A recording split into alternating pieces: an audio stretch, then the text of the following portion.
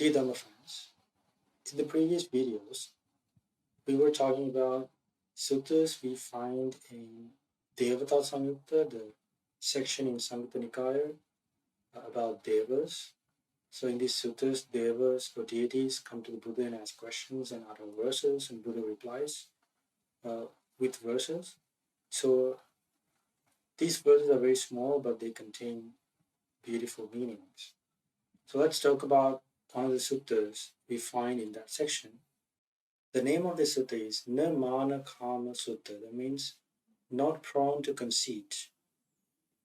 So in the suttas, the Buddha has taught that there are three types of conceit. One will have conceit thinking that they are superior to others, or equal to others, or inferior to others. These are the three types of conceit which have to be abandoned. Conceit is one of the strong bonds in this samsara where beings get attached to, and it's very difficult to abandon this bond of conceit. It's described among the five higher fetters where beings are attached to higher worlds. So this bond will be abandoned when a disciple becomes an arahant. So until the end of samsara, or until arahanthood, one will have to deal with conceit. It is not an easy defilement to purify. In order to become a stream entrant, to realize the Four Noble Truths, to come to the first stage of enlightenment, one has to abandon conceit to some extent. And from the beginning of developing this path, the disciples of the Buddha have to little by little get rid of conceit. That process will be continued until the full and complete realization of the Noble Truths. In the Sutta, Buddha talks about the realm of Mara, the realm of death. And Buddha said in the Sutta that one has to abandon conceit completely in order to get away from and escape from the realm of Mara, the realm of death. So at that time, the Buddha was living at Savatthi in Jeta's Grove, the monastery made by another Pendika merchant. One night, a deity came to the Buddha and he uttered this verse in front of the Buddha. So this deity said, there is no taming here for one fond of conceit, nor is there sagehood for the unconcentrated. Though dwelling alone in the forest, heedless, one cannot cross beyond the realm of death. What he means is, in this dispensation, if one is fond of conceit, if he's not ready to get rid of conceit, there is no taming for him. He will not be tamed. And he says, nor is there sagehood for the unconcentrated. To become a sage or an arahant, one has to develop concentration or samadhi.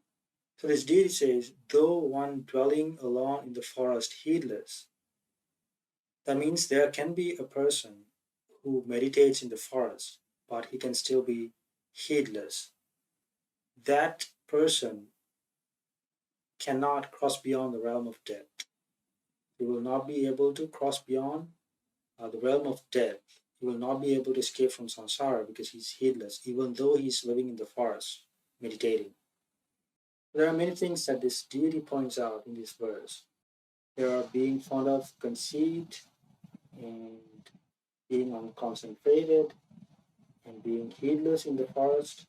All these things will not help the meditator or the follower to escape from the realm of death.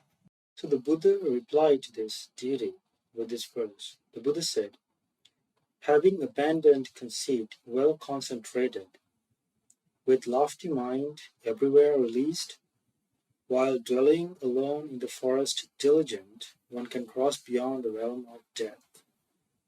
So what the deity said was that there is no escape for the person who is not ready to give up conceit and the one who has not made his mind concentrated. Though he's living in the forest, it is heedless. He's not able to escape from the realm of Mara or death.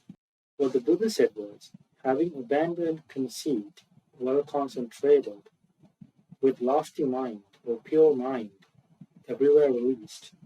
So that means the practitioner of this good Dhamma has to abandon conceit and he has to concentrate his mind and he has to purify his mind and be released from all the bonds, the fetters, the lower fetters and the higher fetters. And if that person is dwelling in the forest, being secluded diligently, that person will be able to cross the realm of Mara, realm of death, and escape from suffering. According to the Buddha's answer, practitioner has to abandon conceit and has to concentrate his mind by developing samadhi, and has to purify his mind, give up all bonds and fetters. And such a person living in the forest, dwelling in the forest, being secluded and being heedful, will be able to cross the realm of Mara and escape from suffering. So these qualities are very important in order to become an arhat, become a sage. So when we examine this sutta, we can understand that there can be a person dwelling in the forest, yet he's not diligent, he's heedless, and is not ready to give up conceit, his mind is not concentrated. Such a person, even though he is living in the forest, trying to meditate and escape from samsara, he will not be able to escape the realm of Mara, realm of death. Even though the Buddha describes an arhat as a bhikkhu or practitioner living in the forest, being heedful and having given up conceit, developed concentration, and gone beyond the realm of Mara, it doesn't mean that at the beginning of practicing this path, you should go to the forest and start meditating. It doesn't mean that. There is a gradual progress in this path. One has to develop these wholesome qualities little by little. So it doesn't mean that you have to go to the forest to meditate and become an arhat. The gradual development of these good qualities is very important. You have to understand the danger of conceit and little by little try to reduce conceit and little by little practice concentration and try to escape from these bonds and fetters. So this gradual progress will lead one's life in this path, Noble Eightfold Path. And if one is able to develop this path completely, complete this noble path, he will be able to gradually achieve the fruits of the path. So today we learned this beautiful sutta, and I hope this sutta will help you to have confidence in the Triple Gem and practice this good path to realize the Four Noble Truths and escape from samsara. May all of you be well and happy. Sadhu, sadhu, sadhu.